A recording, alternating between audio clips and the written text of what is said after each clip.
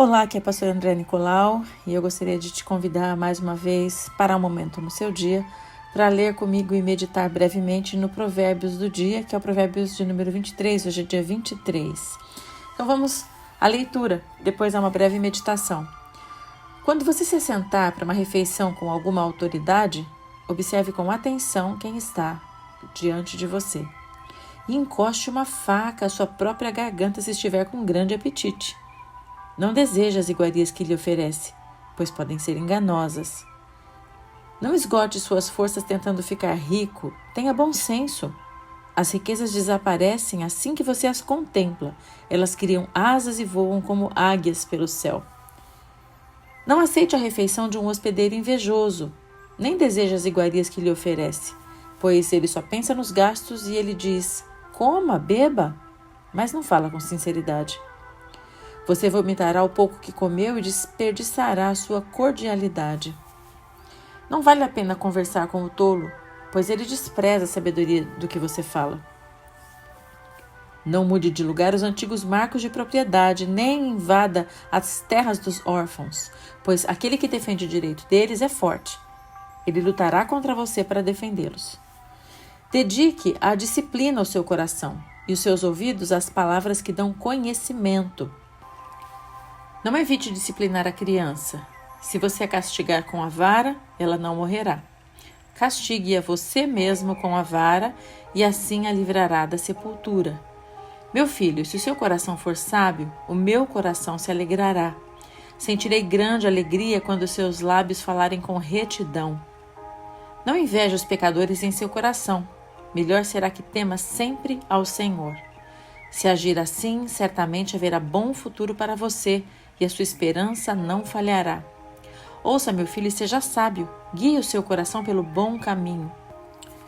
Não ande com os que se encharcam de vinho, nem com os que se empanturram de carne, pois os bêbados e os glutões se empobrecerão, e a sonolência os vestirá de trapos.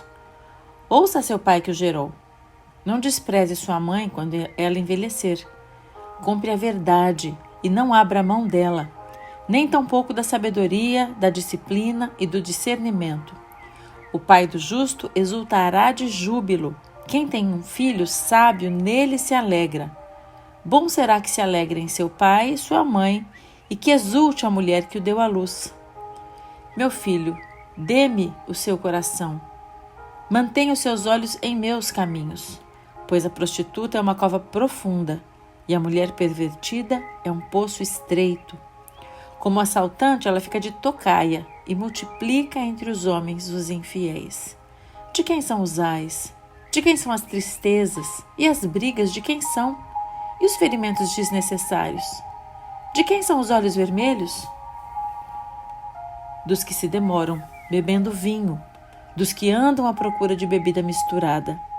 Não se deixe atrair pelo vinho quando está vermelho, quando cintila no copo e escorre suavemente. No fim, ele morde como uma serpente e envenena como víbora.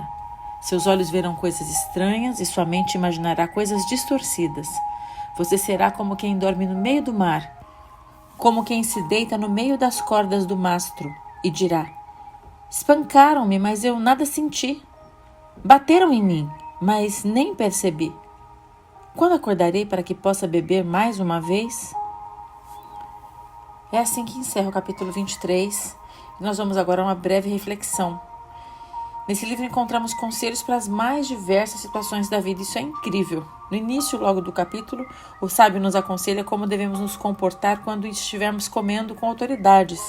Ele orienta que sejamos moderados, que não devemos comer muito, porque isso é uma etiqueta, isso é ético. Quem dá esse tipo de conselho?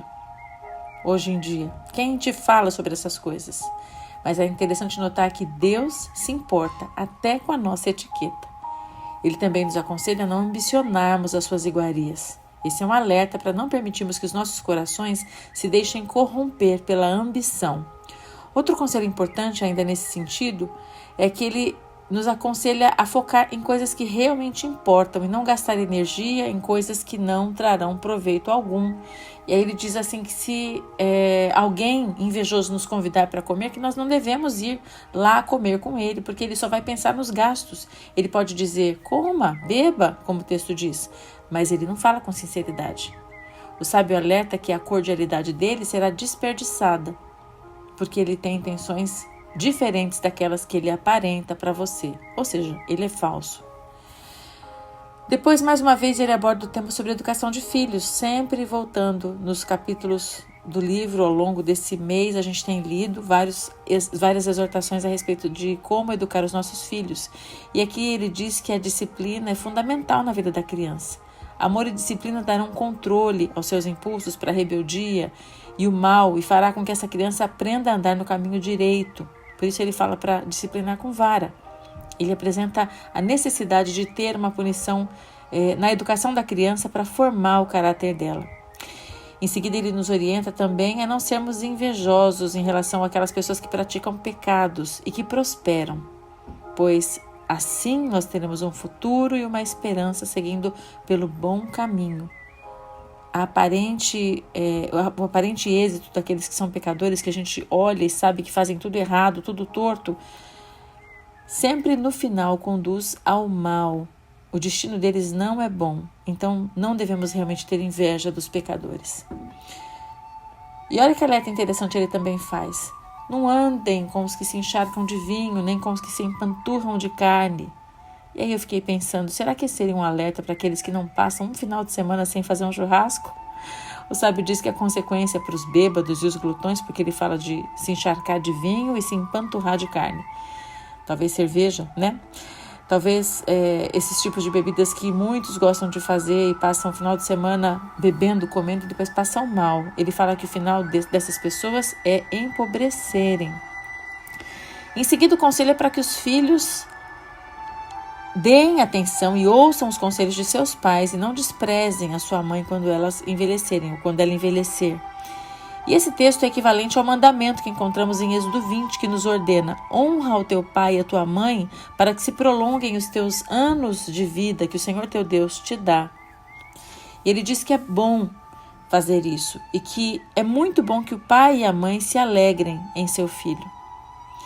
Um outro alerta também é que devemos ter cuidado para não cair nas garras da prostituta.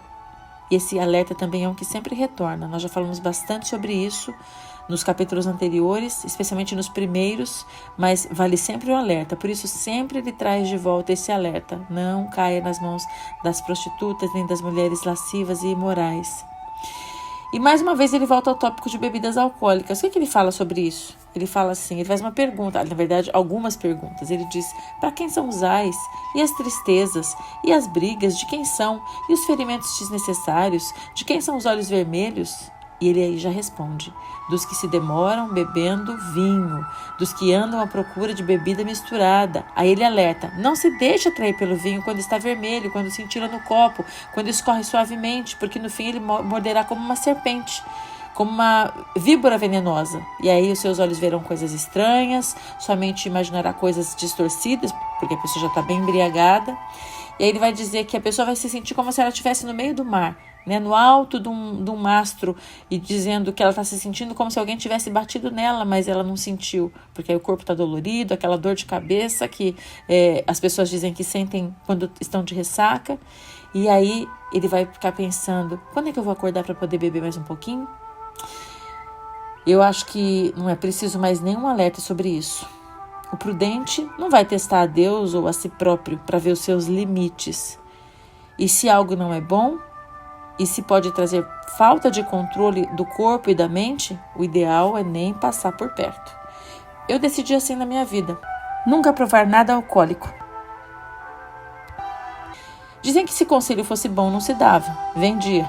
Mas não parece que o sábio pense assim, pela rica quantidade de conselhos que ele dá ao longo desse livro que você está lendo junto comigo. E eu penso que você também não concorda com essa máxima, pois você está aqui me ouvindo. Então aceite meu conselho, que uno a minha voz à do sábio para te dizer, não beba. Tenha um bom dia e Deus te abençoe.